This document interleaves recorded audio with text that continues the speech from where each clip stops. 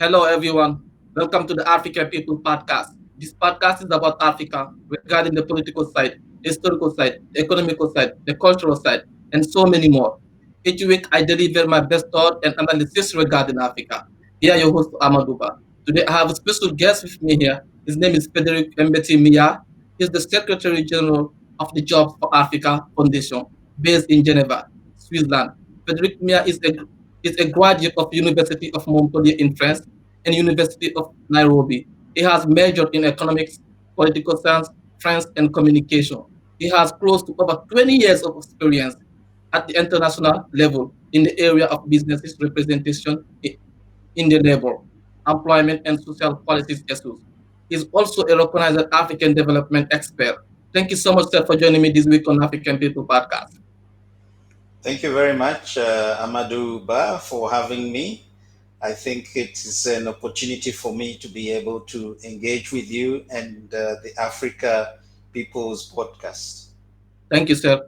Please, sir, can you tell us more about Africa, more about Jobs for Africa, please? Yeah, Jobs for Africa is a foundation that is, as you said in your introduction, that is based in Switzerland.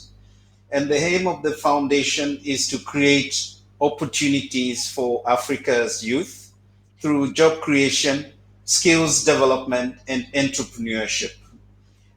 Just to give you a little bit of background of why the foundation was created, you have heard of African youth, finding themselves in desperate situations, trying Yep. to look for opportunities in other countries. In Europe, for example, quite a number of fatalities in the Mediterranean Sea. So, if we go way back to 2013, you remember the Lampedusa tragedy, Yes, which sir. cost the life of 350 youth, and the Pope was very touched by this tragedy, and he said it was a disgrace that so many young people, energetic people, could die in such a situation. Yes. So what we as for Africa Foundation felt was, there was something we could do in Africa to create opportunities for young people. And this was happening at a time when everyone is talking about the African growth story. Pre COVID days, six of the world's fastest growing economies are in Africa. So, Hmm. why this irony? Why this desperation? Yet, Africa is one of the fastest growing continents. And there was a story by McKinsey, a publication rather by McKinsey, that talked about lions on the move. Yes. The potential of African economies. Seeing African lions in the savannah rising up to catch up with the what we have referred to as the Asian tigers. And McKinsey followed this publication by another story, another publication called Africa at Work, Job Creation and Inclusive Growth. In order to create jobs for the 18 million young people that Yes. enter the job market every year, then Yes. you must make sure that the growth that African countries are witnessing is inclusive. It is growth that creates opportunities in some of the job rich sectors in Africa, and we'll talk about them, such as agribusiness and the digital economy. So, Jobs for Africa seeks to support countries through its work when it comes to lobbying, trying to Mhm. promote the prioritization of job creation. So when African countries come up with their development agenda, job creation, especially for the youth, has to be on top as a priority issue because we see it as a security issue. Africa is uh, a very youthful, as a very youthful population. So if you do not create opportunities for these young people, it can end up becoming a security risk, like we've Mhm. seen in certain countries, Boko Haram in Nigeria, Al Shabaab in Somalia. And so youth need to see opportunities. Otherwise, if they do not see the opportunities, then they are likely to be, lured into activities that are criminal in nature. I see. Good point, sir. So let's just talk about the resources a little bit. So how do you mobilize the resources to implement skills development? Yeah, a lot of people think that in order to mobilize resources, you have to go to the West. But what I can tell you is that there are a lot of resources in Africa. Actually, Mhm. when you look at the UN financing for development, sustainable development goals, they call upon African countries to focus on domestic resource mobilization. And this is a message that we also want to give to the African business leaders that have succeeded. There Mhm. is merit in supporting African startups. We have Mhm. seen a lot of African business people, such as Tony Elumelu from Nigeria, supporting through the Tony Elumelu Foundation a lot of African youth startups. And I think that is a good example of domestic resource mobilization. So if African businessmen, business angels can believe in Africa, we can see a lot of support being channeled to our enterprising youth. And that is one thing that we are trying to promote. Public private partnerships. Governments have their budget. We are calling upon them to prioritize employment. There are a lot of things that we can do together. We have developed a model action plan that needs to be implemented. So we are going to African countries and saying, these are some of the focus areas. This is your competitive advantage, be it in agriculture, for example, agribusiness, be it in logistics, be it in the digital economy, be it in natural resources. There are a lot of investments that go into minerals, into oil, into gas. And there is a way you can make sure that these investments, huge investments, have a real impact on the ground by creating value chains, by creating a sustainable ecosystem, SME development, making sure that youth startups also supply products to these huge network infrastructure. They supply goods and services to some of these mineral investments and so forth. So it's about building an ecosystem. Really a good point, sir. Let's talk about African countries, like you said. So how do you support African countries? And can you give us a few examples of that? Yeah, as I said just before I go to that, so there are four main priority areas we have identified. The first one is lobbying and advocacy. We want to make sure that African countries prioritize job creation. The second area, we want to look at two job rich sectors. This is agribusiness. Mhm. According to McKinsey Global Institute, Africa has more than 60% of the world's remaining arable land. Yet Africa is a net importer of food. The population is growing. You need to feed these people.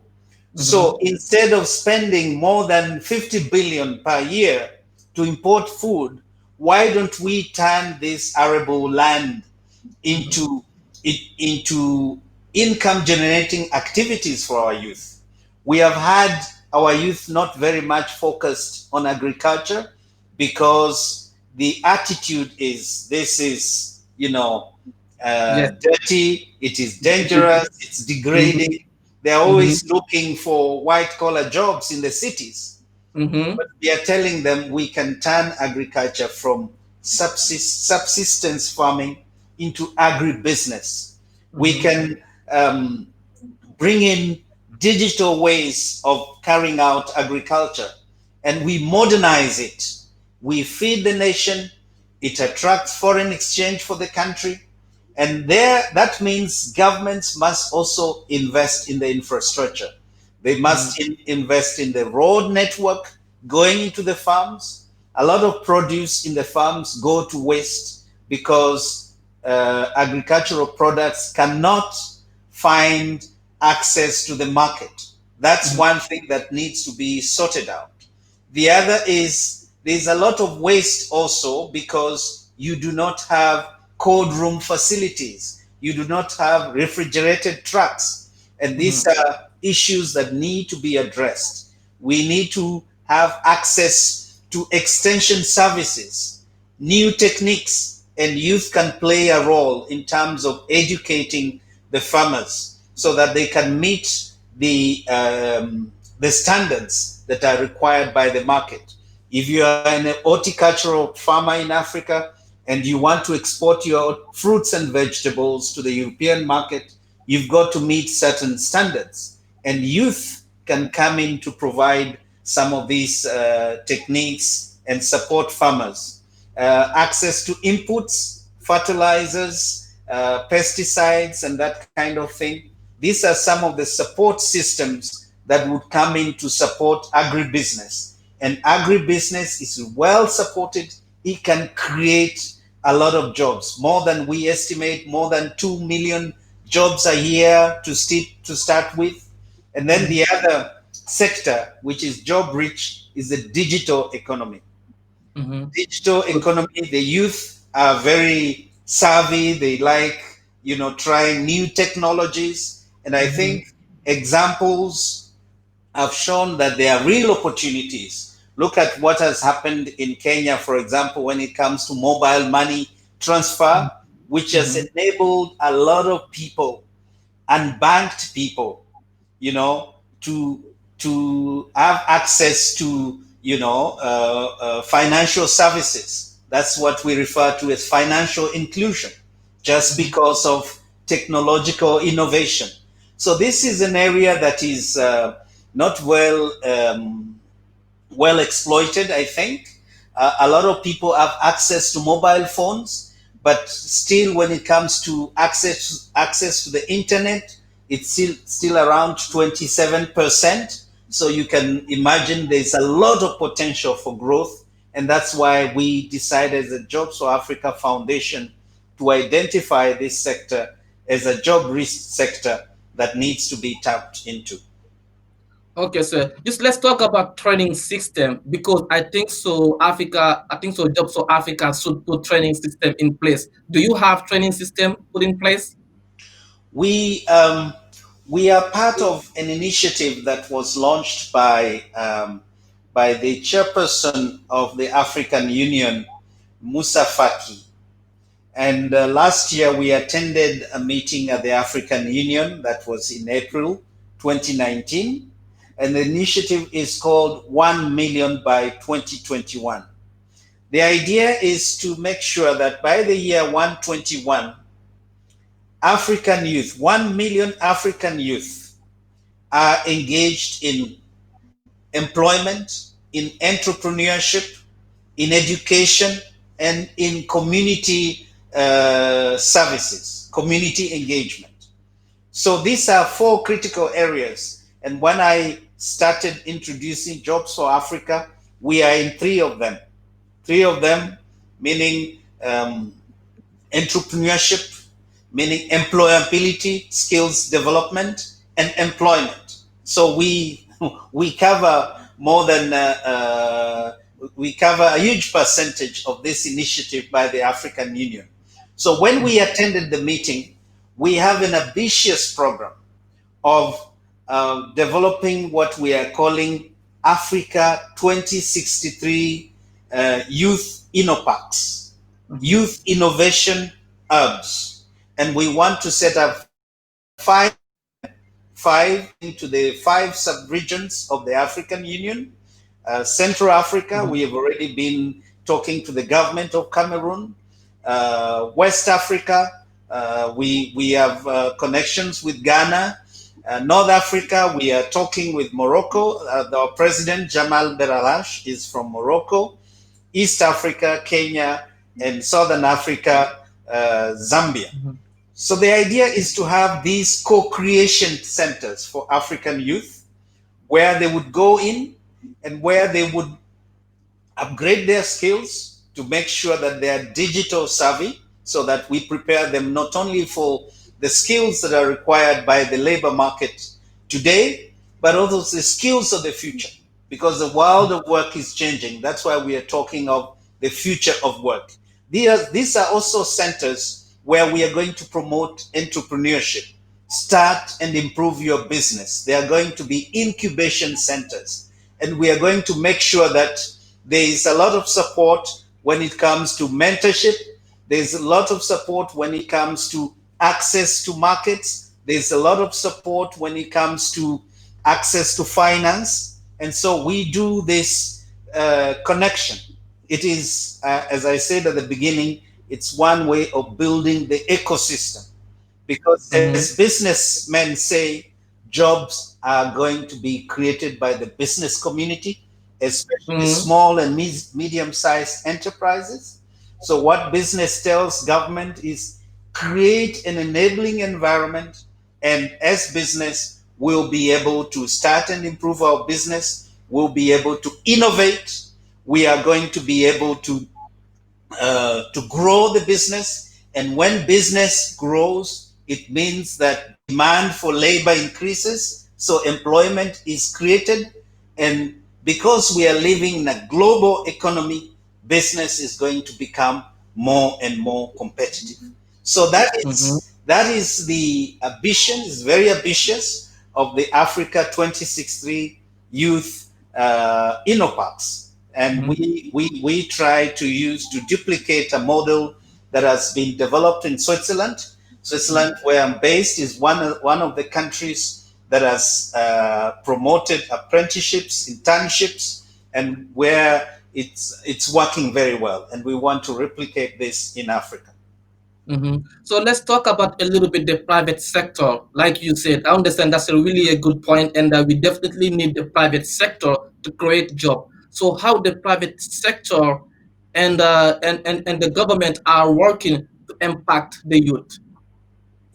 Yeah, there's a lot of um, um, joint work between the private sector and governments through a process that we call social dialogue, or coming together to develop a common vision for the country.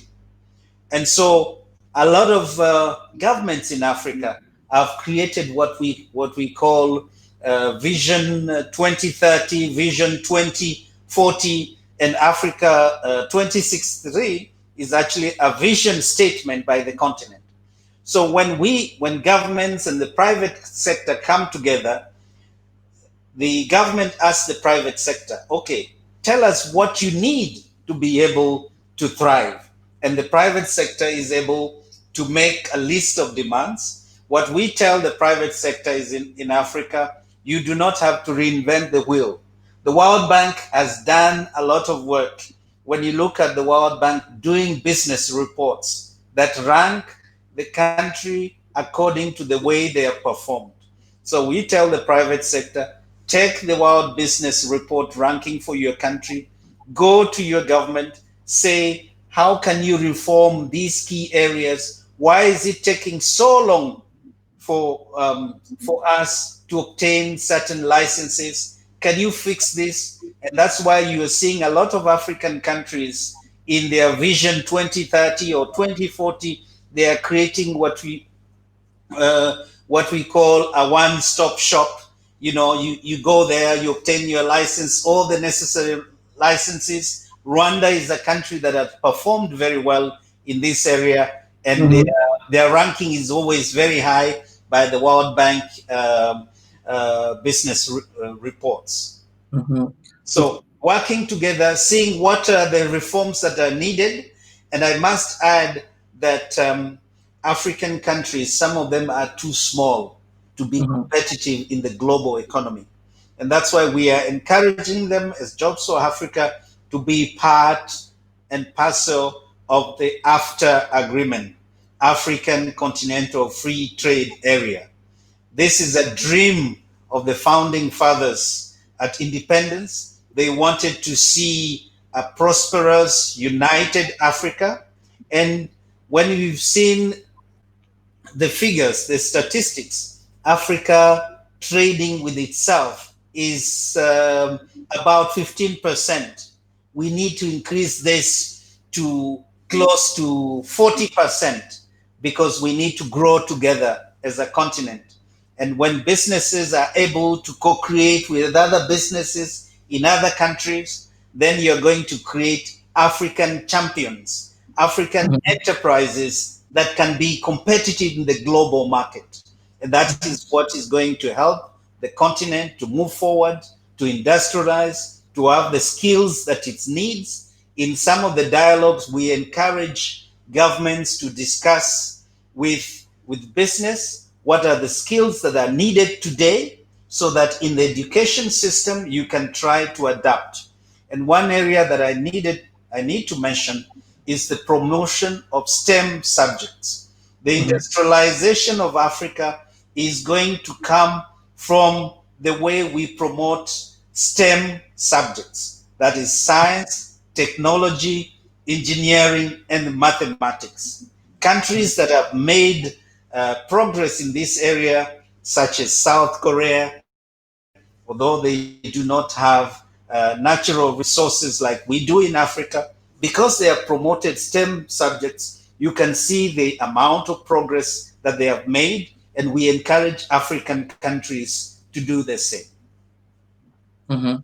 Let's talk about technology because you just said that, and especially those days now, technology is part of the things is helping the countries to develop. So, can you tell us what is the role of the technology, especially jobs for Africa? Yeah, as I've said, we need to have a very strong foundation.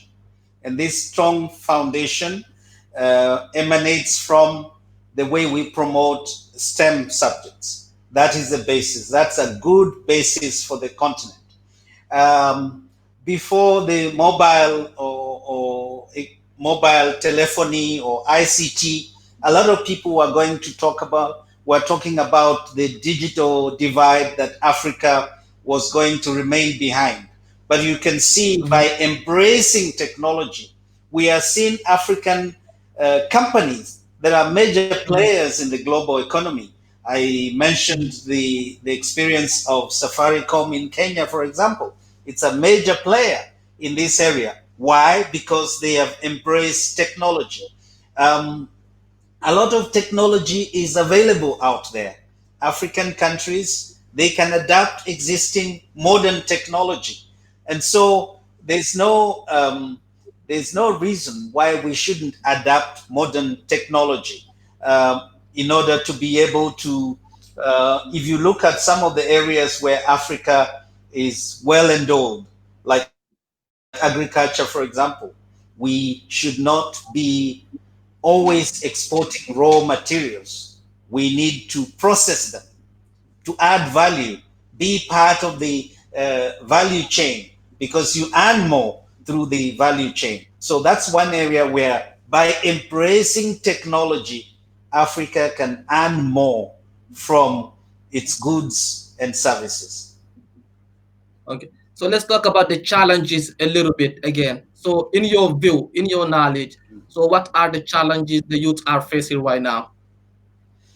The I think the challenges, and I must mention this.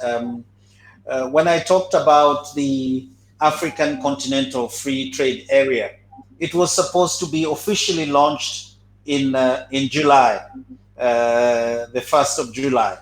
Unfortunately, it has had to be postponed to maybe January 2021 because of COVID-19. So COVID-19 has really, transformed or changed the dynamics a little bit.